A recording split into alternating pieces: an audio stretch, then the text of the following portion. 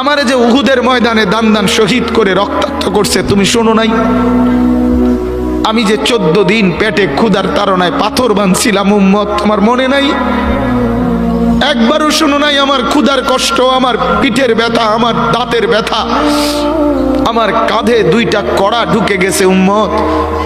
আমার ঘরে 3 মাস আল্লাহর নবীর স্ত্রী আয়েশা বলছে, আল্লাহর কসম উম্মত, নবীর স্ত্রী বলছে 3 মাস 3টা চাঁদ উঠছে ডুবছে, রাইনা হেলালান সুম্মা হেলালান সুম্মা হেলালান, 3 চাঁদ 3 মাসে নবীর 9 জন বিবির কারো ঘরে আম্মা জান আয়েশা বলে 1 ফোঁটা চুলায় আগুন জ্বলে নাই। মা আওকাদাত ফি আবিয়াতে রাসূলিল্লাহ নারুন, নবীর একজন বিবির ঘরেও আগুন জ্বলে নাই। আল্লাহর নবীর স্ত্রী আয়েশা একদিন বলছিলেন নবীকে পিঠে হাত বুলাইয়া, ইয়া রাসূলুল্লাহ, স্বামী আপনার পিঠ ছিদ্র ছিদ্র কেন? পুরা পিঠ চালনির মতো ছিদ্র ছিদ্র কেন? আপনার কি ছোটবেলায় বসন্ত রোগ হয়েছিল, গোটা হয়েছিল?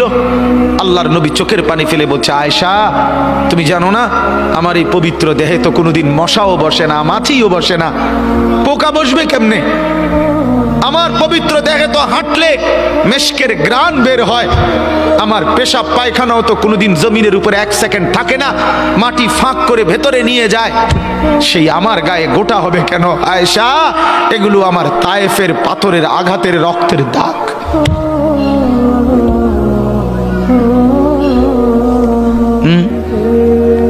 বলো না বাপ, কিছুই মনে হইল না?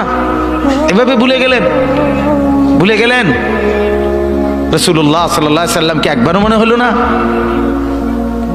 আল্লাহকে ভালোবাসেন, নবীকে ভালোবাসেন, আখিরাত চিনেন?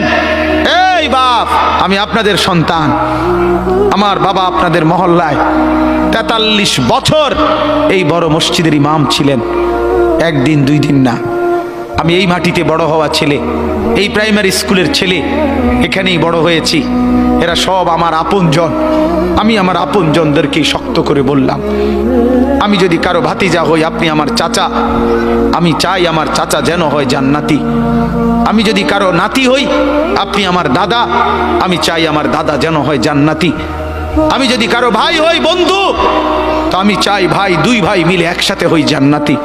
আল্লাহ তোমাকেও তৌফিক দেন, আমাকেও তৌফিক দেন। দোয়া করি বাপ, দোয়াও চাই। জিন্দগি বদলান যুবক, জিন্দগি বদলাও। দিবা নিশির ফিকির আমার, জিন্দগি চেঞ্জ করেন, জীবন চেঞ্জ করেন। ফজরের নামাজে অভ্যস্ত হন।